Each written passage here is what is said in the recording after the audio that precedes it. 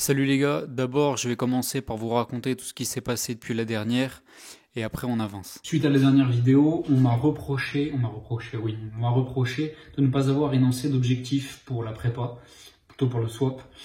Alors, pour la première config, je vise quelque chose autour des 200 chevaux.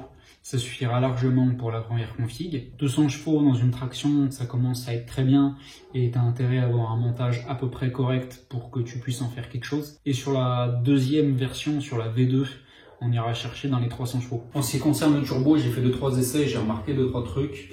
Alors déjà, ça, bloc TDI 1.9 AFN, donc Golf 3 TDI, enfin tous ces trucs-là, et de 99. Donc ça, c'est les vieux VP. Mais pour le montage turbo, je suppose que ça change absolument rien avec les nouveaux VP. Ça, turbo K24, Golf 2 avec collecteur de Golf 2. Tous les 8 sous-cap Volkswagen, les anciens, c'est pareil en fait au niveau des ports d'échappement. Pour les localisations, donc ça se monte en lieu et place, ça pourrait très bien se monter aussi sur un moteur essence. Peu importe. Voilà, en lieu et place avec le turbo, donc ça vient pareil que sur le TD, sauf que premier problème pour le collecteur. Ça c'est la pipe de l'AFM et en fait elle passe pas à cause du turbo parce que le turbo est assez près de la culasse. Ça c'est la pipe du TD et en fait sur la pipe du TD il y a un dégagement pour que le turbo puisse passer. Et il n'y a pas ça sur celle de l'AFM, donc ça y va pas. Alors je vais essayer une autre pipe de TDI, je vais essayer une pipe de moteur injecteur pompe. Parce qu'elles sont pas faites pareil, elles n'ont pas le gros plénum au milieu. D'ailleurs, elles n'ont quasiment pas de plénum. Et il y a du dégagement entre les conduits. Donc peut-être que ça va passer ou il faudra la réusiner, gratter un peu, on verra. Je vais acheter une pipe injecteur pompe et on verra ce que ça donne. À noter qu'il me faut une pipe dans ce sens-là. Celle-là, elle est inversée. Parce que la plupart du temps, sur les TDI, on sort de l'autre côté. On sort côté passager. Sauf que si j'ai une pipe qui sort côté passager avec ce turbo là, ça va poser problème parce que les deux ils vont se faire face à face. Pour faire un montage en direct ça irait, mais c'est pas ce que je veux faire. Donc je vais essayer de trouver une pipe de Passat TDI injecteur pompe ou un truc du genre, ça ira très bien. Après pour le retour d'huile, je me suis dit écoute, vu que j'ai un vieux bloc Volkswagen et que j'ai le turbo de la Golf 2, peut-être que je peux utiliser ce truc là. Il est trop court. Dans ma tête, tu vois, c'était le même bloc, mais réalisé avec un vélo qui a plus de courses et des bielles plus courtes. Non, en fait, c'est pas comme ça. Pour pouvoir tester ce truc là, on a mis une cafetière du TD. J'ai un pote qui a vu m'aider, on a fait rouler les moteurs par terre sur les pneus. Quitte à fabriquer une lime sur mesure, je vais pas m'emmerder à passer derrière le support moteur et tout, comme ce truc là d'origine. Je vais prendre le trou qui est plus haut, là, qui est au-dessus. Là, t'as un trou taraudé, M18 par 1.5. Alors, ça, c'est le dernier truc pour le turbo, c'est la lime. Alors évidemment, ça se monte pas non plus, parce que le support filtre à huile n'est pas le même, enfin la module est différente, et la hauteur du bloc est pas la même. Mais ces trucs-là, tu sais, tu peux les tordre. C'est comme ça que c'est fabriqué d'ailleurs. Donc, je l'ai tordu, et ça vient pile poil. Le deuxième truc, ça concerne les jambes cinétiques, et du coup aussi les cardans, où la lumière est pas bonne. En gros, ça c'est les jambes cinétiques que j'ai achetées parce que les tulipes de la boîte sont trop grosses pour les jambes cinétiques d'origine que tu as sur les cardans de télé. Moi j'ai acheté cette ref-là qui se monte sur un certain nombre de Golf 2 essence, sur des moteurs TDI, sur des Golf 3, des Ibiza ou je sais pas quoi. Bref, j'ai acheté ça en me disant que j'allais nickel game parce que ça se monte sur les cardans et ça se monte sur les tulipes de la boîte. Sauf que ça se monte pas sur les cardans. Ça rentre dedans, sauf qu'en fait, ils sont plus larges. Je parle de la petite pièce qui est au centre, celle-là. Donc celle-là vient d'un genre homocinétique d'origine qu'il y avait sur la bagnole. Mais en fait, c'est plus fin. Et du coup, quand tu mets l'autre ref là que j'ai acheté, tu peux pas mettre le circuit. T'as pas la place. Tu peux pas le rentrer. Et le joint, il couvre la gorge en fait. Donc, ces machins-là, il va falloir les démonter et les raboter, les rétrécir.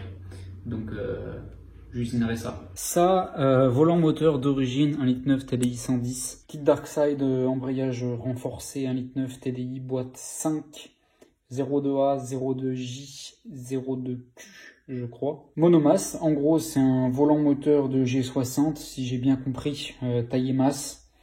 Et avec un embrayage VR6 avec un disque renforcé, blablabla. Lui, il a le petit repère ici pour le calage du moteur. Lui, il a que dalle. Il n'y a rien avec chi. Il n'y a pas besoin du repère pour pouvoir remonter le moteur et le caler comme il faut. C'est pas un problème. Je sens que si j'ai pas de repère, si je remonte sans repère, je vais le regretter. Parce qu'il y a certainement un moment où genre, je vais pas forcément en avoir besoin absolument, mais ça peut être pratique de l'avoir. Maintenant, j'ai une méga flemme de faire le repère dessus et j'ai trouvé un truc pour justifier ma flemme. Avec les vis d'origine, sur le volant moteur d'origine, en fait, t'as quasiment pas de jeu. Ce qui fait que le simple fait d'avoir, tu vois, un détrompeur, t'as deux vis qui sont plus rapprochées. Bon, bref, voilà. Tu peux pas te tromper dans le montage. Donc, il est indexé, le machin. Donc, le repère tombe forcément au bon endroit. Celui-là, avec les vis qu'il te donne, il a, il a pas un jeu de malade. Peut-être que tu vas perdre 1 degré, je sais pas, un truc comme ça, 2 degrés, j'en sais rien. Du coup, c'est pas terrible en fait, ici. Ton repère est pas terrible si tu fais un repère. Il y a aussi le support moteur là qui a été changé. C'est un support moteur de Golf-Rod TDI, donc c'est quasiment le même que celui du TD. Mais j'ai pas retrouvé celui du TD, mais tu dois me croire sur parole, c'est quasiment les mêmes. Juste celui-là est un peu plus gros sur la partie supérieure, quoi. J'ai sorti la vieille tringlerie. Le cauchemar de beaucoup de personnes, parce que là c'est que des petites biellettes à la con en fait, ça prend du jeu dans tous les sens et après les vitesses rentrent plus, tu te perds et tout ça, c'est un cauchemar, mais il n'y aura plus jamais de problème puisqu'il y aura une commande à câble. Au-dessus, traverse de Passat, en dessous traverse de Golf 2, enfin traverse inférieure. Ce sont exactement les mêmes à un détail près. Alors c'est pas du tout la petite pièce qui vient là en plus, parce que ça c'est une pièce rapportée. De base c'était sur la traverse de la Golf 2, je les ai mis là, tout à fait. Le seul détail en fait c'est la localisation du support moteur. Alors ici tu peux pas vraiment le voir en fait, mais en gros il est légèrement décalé vers la droite là, si je me trompe pas. Pas grand chose, c'est quelques millimètres. Mais pour ajuster le moteur, ça peut faire la différence. Et on m'a dit 1 milliard de fois qu'il fallait une traverse de Passat pour le swap. Donc j'ai acheté la traverse de Passat. Là, il y a une petite surprise qui m'a moyen fait plaisir. La traverse inférieure, elle vient évidemment se monter sur la traverse supérieure. C'est elle qui est fixée à la caisse, là, tu vois, sur les longerons. Avec ce trou-là et le même en face. Après, tu as ça là. Tu viens te visser là-dedans, là, dans les petits inserts, que tu as le même de l'autre côté. Et après, tu as 2 grosses vis qui traversent les pattes du pare-choc et qui viennent dans le longeron. Donc en gros, la traverse est maintenue par les 2 grosses vis qui sont là et les 2 grosses là-bas. Sauf que si tu veux enlever ton pare-choc, faut pas que ça se pète la gueule. Du coup, tu as une petite vis en plus au milieu. Donc quand tu enlèves ton pare-choc, tu n'as plus que cette petite vis et cette petite vis. Alors t'en fais pas, des vis c'est super résistant en traction. Donc tu pourrais y mettre 4 ou 5 moteurs sur la gueule que ça bougerait pas. Par contre là, il y a une petite surprise. En fait, c'était complètement rouillé. Enfin complètement. Rouillé un petit peu, on va dire, modérément. Et ça s'est arraché. Donc une chance que c'est pas fini de s'arracher et que le moteur soit pas tombé par terre. Ah, il serait pas tombé bien bas, tu vois, il serait pas tombé de haut. Mais enfin bon. Si t'es en dessous et que t'es en train d'enlever les grosses vis, là, t'as pas trop envie d'avoir la traverse avec le moteur qui te tombe sur la gueule. Autant la vis et le longeron avant que ça rouille et que ça vienne à se péter, t'en as pour un moment. Par contre, ça, c'est vraiment super fin. Et l'insert est rapporté dedans. Enfin bon, bref. Danger. Sur ce plan, t'as un certain nombre d'éléments. De pompe à injection, Bosch VE. Des éléments qu'au final je vais pas te montrer. Dans ce passage-là, je voulais te montrer tout un tas d'éléments de pompe à injection Bosch VE que j'ai et je voulais t'expliquer le montage de pompe que je voulais faire. Sauf qu'au final, je vais pas faire ça, je vais pas t'expliquer ce que je vais faire vu que je vais pas le faire. Ce que je vais faire, c'est que je vais partir d'une pompe d'origine de Peugeot 1,9 litre TD. Je vais faire tourner le moteur avec, dans un premier temps, avec la pompe toute d'origine, réglage d'origine. Et au fur et à mesure, je vais développer la pompe pièce par pièce, avec des essais et des réglages à chaque fois. Donc on va développer une pompe sur mesure petit à petit dans la durée. Je pense que ça va être super intéressant et ça va être très instructif pour moi et j'espère aussi pour toi. Donc dans quelques épisodes, ce sera développement de pompe sur mesure. Entre temps, j'ai sorti les injecteurs. Bon, ils n'étaient pas trop grippés, il y en avait surtout un qui était bien grippé et que j'ai mis à peu près 1 heure et demie à sortir. Je peux te dire que le diesel c'est sportif, c'est pas une blague, c'est bien réel, ça fait transpirer. En ce moment sur YouTube, il y a tout le monde qui fait des vidéos d'1 heure et tout le monde fait du cinéma quoi, des plans cinématiques, etc.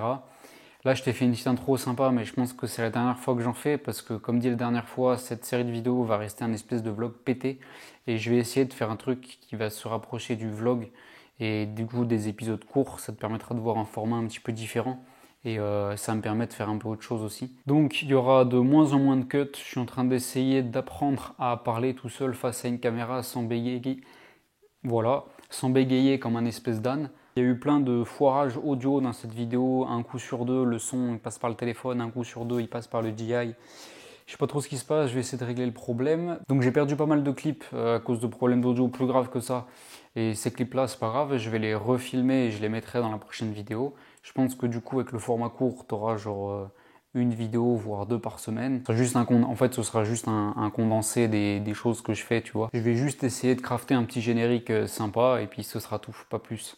Je vais pouvoir bombarder parce que j'ai arrêté tout le reste des trucs que je faisais, y compris les vidéos Insta, TikTok, pour avancer là-dessus parce qu'il faut que ça avance vite. Et sans rentrer dans les détails, j'en ai un peu plein mon crâne de faire les mêmes vidéos. N'oublie pas un truc, c'est que moi c'est mieux parce que j'ai un pneu.